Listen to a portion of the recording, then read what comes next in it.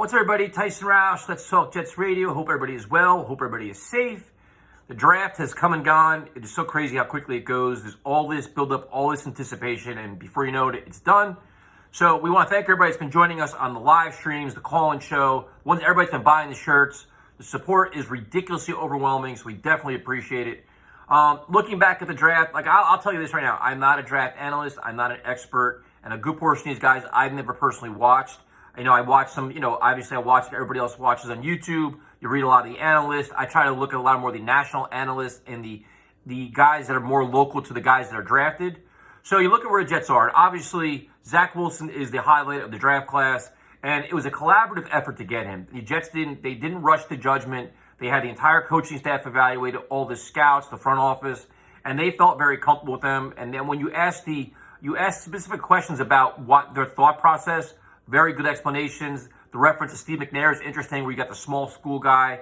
And when you listen to Zach Wilson talk, it's ridiculously impressive because he's very well thought out. He's very motivated. He loves the game of football. And that was the one thing with a lot of these draft picks. They're passionate about the game, high character guys, high energy guys. And that's how you change the culture of a team. That's how you change your locker room.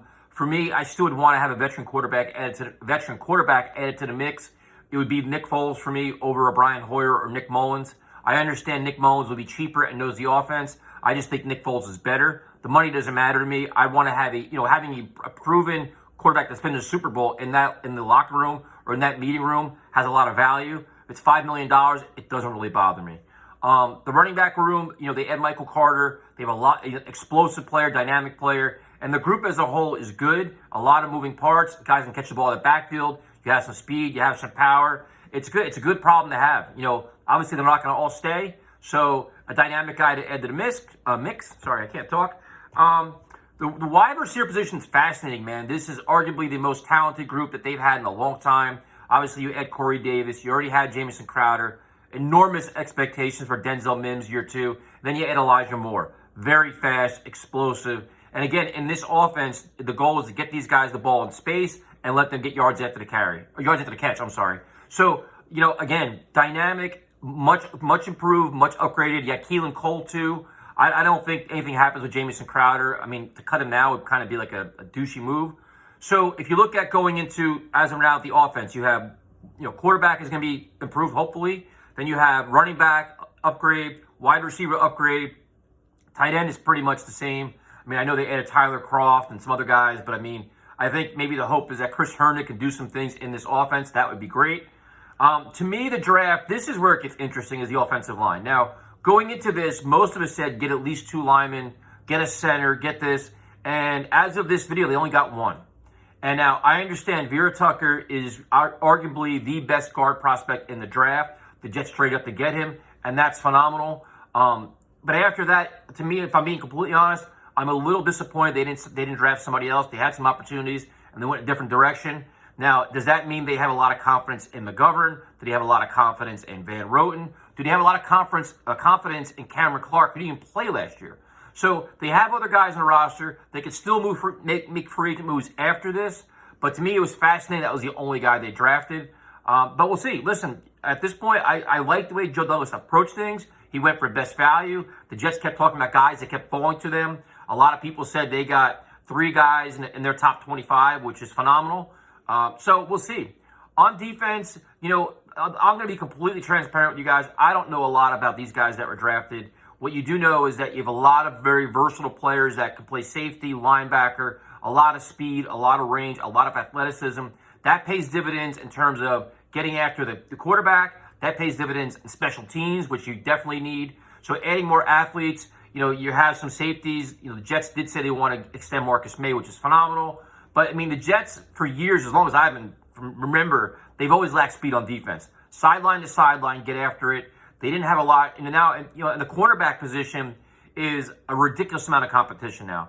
Now, me personally, I still try to find a way to bring back Brian Poole.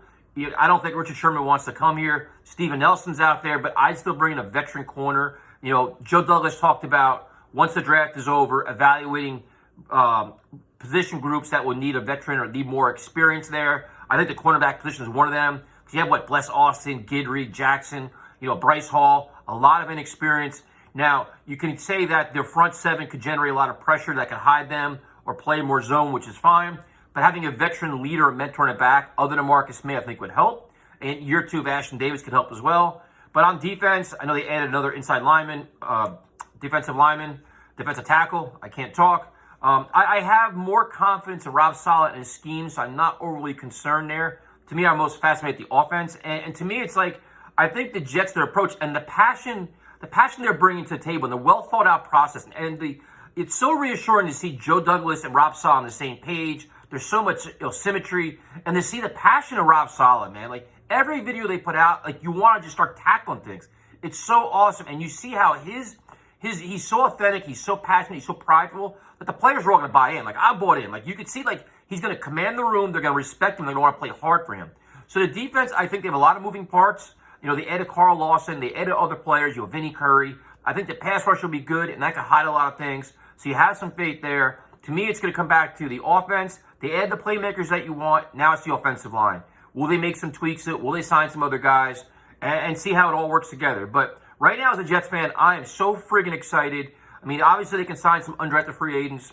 Like I said, there's a couple more free agents you could sign. Like I said, Steven Nelson. There's hopefully there's some other offensive linemen out there, to be honest with you.